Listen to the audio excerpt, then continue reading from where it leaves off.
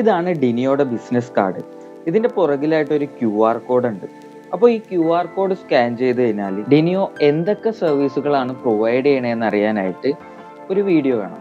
ആ ഒരു വീഡിയോ എങ്ങനെ ഉണ്ടാക്കിയെന്നാണ് ഈ വീഡിയോയിൽ പറയാം. അപ്പോൾ ആദ്യം തന്നെ ഡിനിയോ എന്താണെന്ന് പറഞ്ഞു തുടങ്ങാം. ഡിനിയോ എന്ന് പറയുന്നത് ഒരു B2B സർവീസ് ആണ്, മെയിൻലി ഫോക്കസ് ഓൺ റെസ്റ്റോറൻറ്റ്സ്. അപ്പോൾ ആ ഒരു രീതിയിൽ വേണം ഈ ഒരു വീഡിയോ ഉണ്ടാക്കാനായിട്ട്. എങ്ങനെയാണ് ഈ ഡിനിയോ യൂസ് ചെയ്ത് ട്രഡീഷണൽ മെനു ഒഴിവാക്കി ഒരു പുതിയൊരു ഡിജിറ്റലൈസ്ഡ് മെനുവിലേക്ക് കൊണ്ടുവരാ എന്നുള്ളത്. അതിലൂടെ ഉണ്ടാകുന്ന കുറേ ഇംപ്രൂവ്മെന്റ്സും കസ്റ്റമർ സാറ്റിസ്ഫാക്ഷനും അതിൻ്റെ കാര്യങ്ങൾ ഫുള്ള് ആയിരിക്കും ഈ ഒരു വീഡിയോയിൽ ഉണ്ടാവണം. ഈ ചാനൽ അല്ലാതെ ഞാൻ പുതിയൊരു ചാനലും കൂടെ സ്റ്റാർട്ട് ചെയ്യാൻ തീരുമാനിച്ചിട്ടുണ്ട്.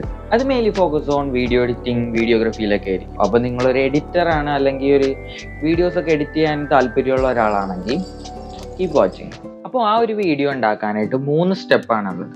ആദ്യത്തെ സ്റ്റെപ്പ് എന്ന് പറയുന്നത് സ്ക്രിപ്റ്റ് ചെയ്യാം. രണ്ടാമത്തേന്ന് പറയുന്നത് അത് റെക്കോർഡ് ചെയ്യാം. മൂന്നാമത്തെ സ്റ്റെപ്പ് എന്ന് പറയുന്നത് എഡിറ്റ് ചെയ്യാം. So let's start from the scripting part. Script ചെയ്യുമ്പോൾ ശ്രദ്ധിക്കേണ്ട കാര്യങ്ങൾ എന്തൊക്കെയാന്ന് വെച്ച് കഴിഞ്ഞാൽ, എസ്പെഷ്യലി ഓൺ ദിസ് വീഡിയോ, കാരണം നമ്മൾ ഉദ്ദേശിക്കണത് എന്താന്ന് വെച്ച് കഴിഞ്ഞാൽ ഈ ഒരു വീഡിയോ മാത്രം കണ്ടാൽ അവർക്ക് ഡിനിയോ എന്താന്നുള്ള, എന്തൊക്കെ സർവീസാണ് പ്രൊവൈഡ് ചെയ്യണം എന്നുള്ള ഫുൾ ഡീറ്റെയിൽ കിട്ടാനായിട്ടാണ്.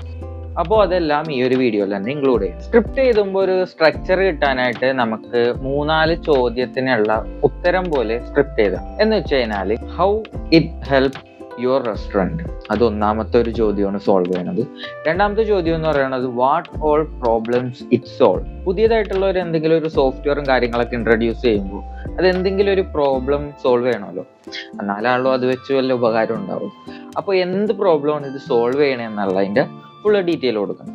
പിന്നെ ഉള്ളത് ഹൗ ഇറ്റ് വർക്ക്, ഇതെങ്ങനെയാണ് വർക്ക് ആവണത്, ഇതിൻ്റെ ഒരു പ്രോസസ്സ് എന്തായിരിക്കും.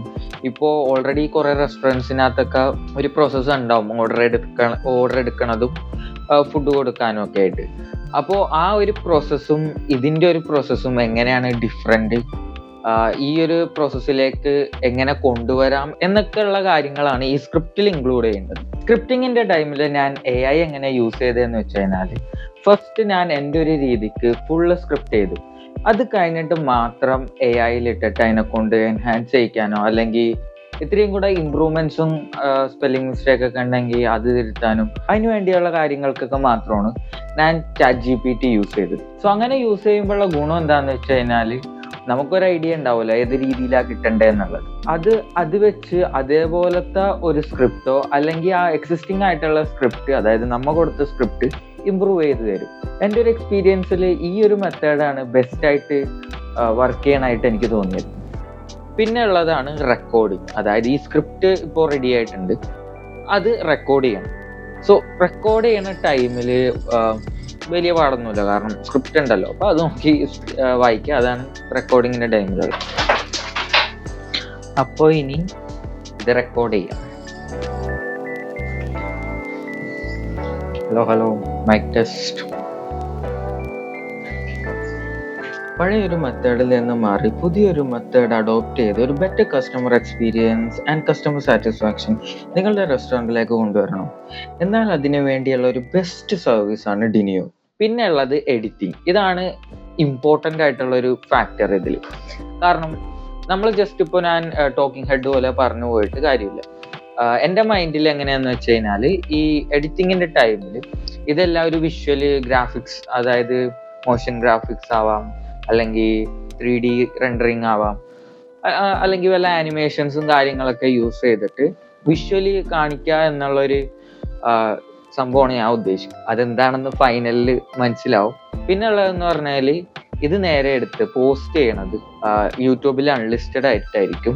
എന്നിട്ട് നമ്മുടെ ലാൻഡിങ് പേജ് ഉണ്ട്, അതായത് ഈ QR സ്കാൻ ചെയ്ത് പോകുമ്പോൾ നമ്മുടെ ഇൻസ്റ്റഗ്രാം, ലിങ്ക്ഡിൻ, യൂട്യൂബ് എല്ലാത്തിലോട്ടുള്ള ലിങ്ക് ഉണ്ട്.